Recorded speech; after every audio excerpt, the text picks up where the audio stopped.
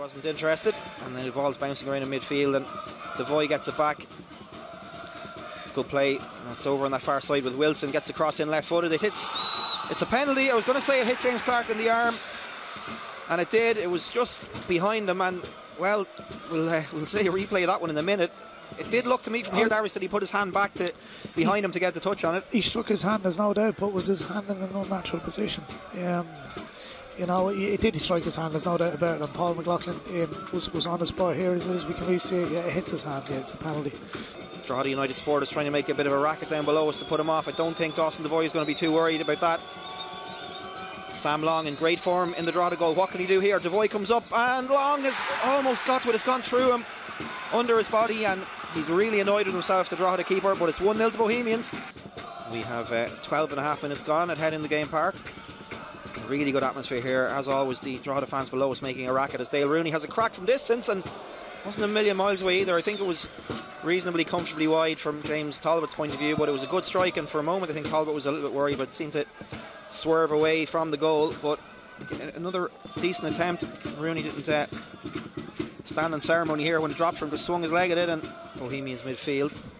Good ball from Horton over. That's brilliantly taken down out of the sky by Liam Burt. Beautiful stuff out of him.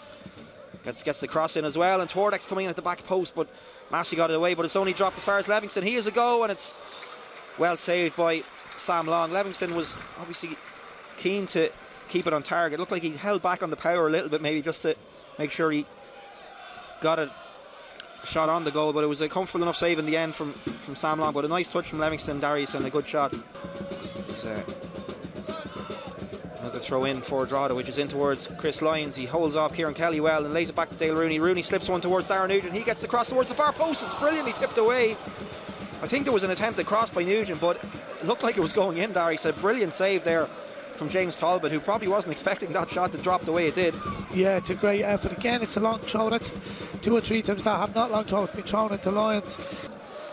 We had him for 4 or 5 years at Pats, and a fantastic talent and ability, and he's done really well for Drogheda. And you're right, and they haven't got the squad depth Drogheda at the minute, you know, so they're key players for them.